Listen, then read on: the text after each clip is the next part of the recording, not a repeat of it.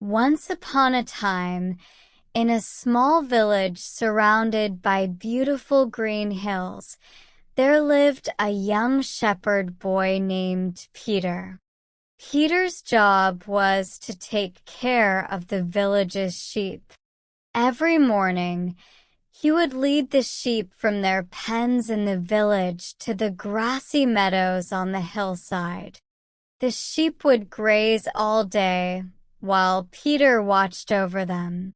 Peter's job was important.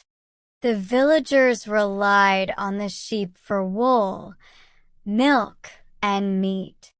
They trusted Peter to keep the sheep safe from any harm, especially from wolves. Wolves lived in the nearby forest, and everyone knew that wolves loved to hunt sheep. That's why Peter had to be very careful. Peter was a good boy, but he sometimes felt lonely and bored.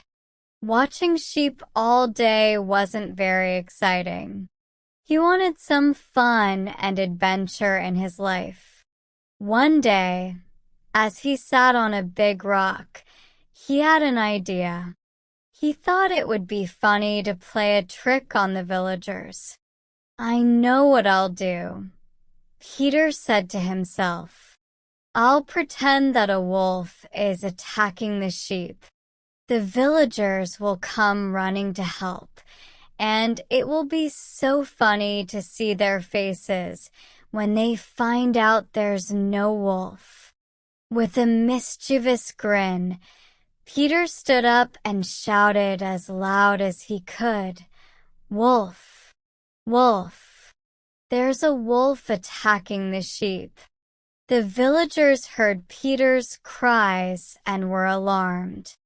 They dropped whatever they were doing and ran to the hillside to help Peter save the sheep.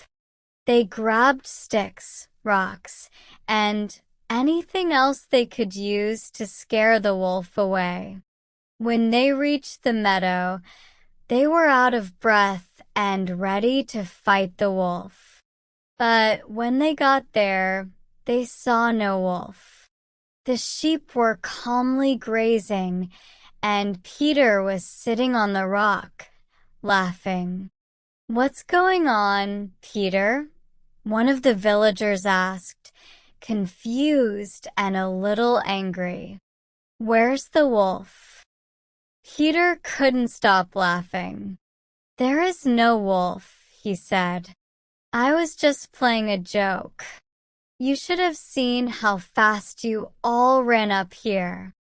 The villagers were not amused. They shook their heads and went back to the village, muttering about how Peter had wasted their time. "That wasn't funny, Peter," one of them said. "Don't cry wolf if there's no wolf." Peter felt a little bad, but he thought the joke was too funny. He promised himself he wouldn't do it again. But a few days later, he was bored again. He remembered how funny it was when the villagers came running. He couldn't resist. Once again, Peter stood up and shouted, "Wolf! Wolf! There's a wolf attacking the sheep." The villagers heard his cries and, despite their previous experience, they didn't hesitate. They ran up the hill, ready to save the sheep. But when they got there, they found the same scene as before. No wolf, just Peter laughing. "Peter, this is not funny," one of the villagers said sternly. "You can't keep crying wolf when there is no wolf. What if there really is a wolf one day? We might not believe you." Peter nodded, but he couldn't stop laughing. The villagers shook their heads again and returned to their work, even more frustrated than before.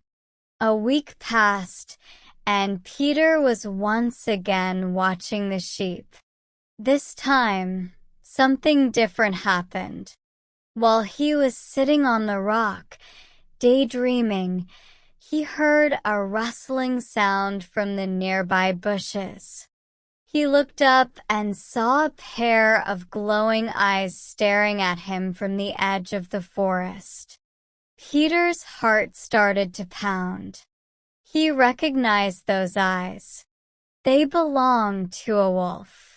The wolf slowly stepped out of the bushes, followed by 2 more wolves. They were creeping towards the sheep, ready to attack. Peter jumped up and screamed at the top of his lungs, "Wolf! Wolf! There's a wolf attacking the sheep. Please help."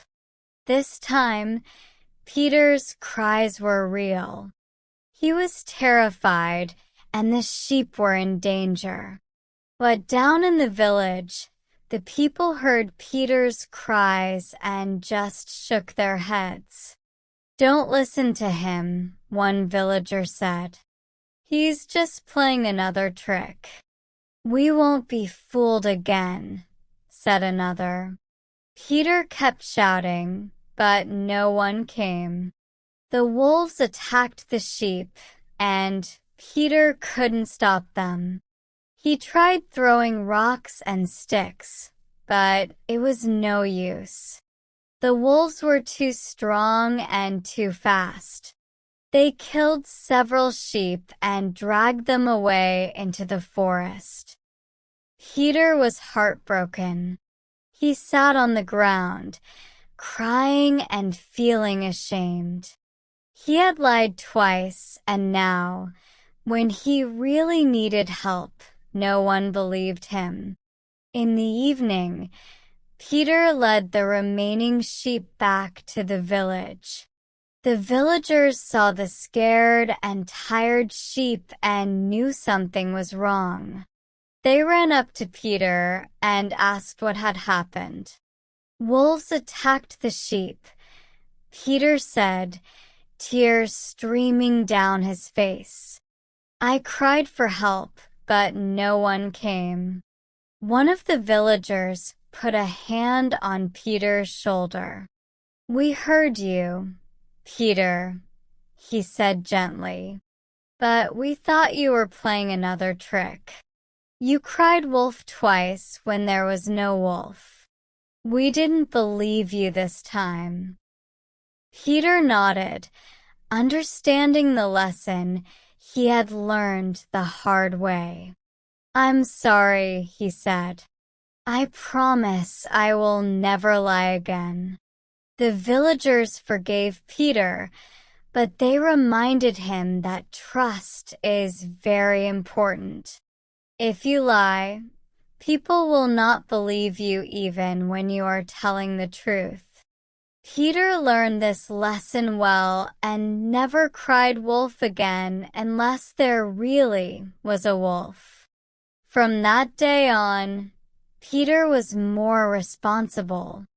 He took better care of the sheep and never tried to trick the villagers again.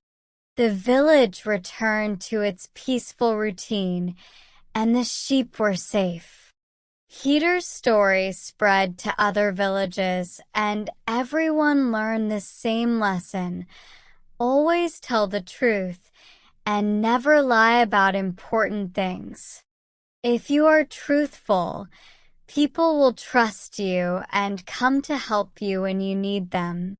Many years later, Peter grew up to be a wise and respected man in the village.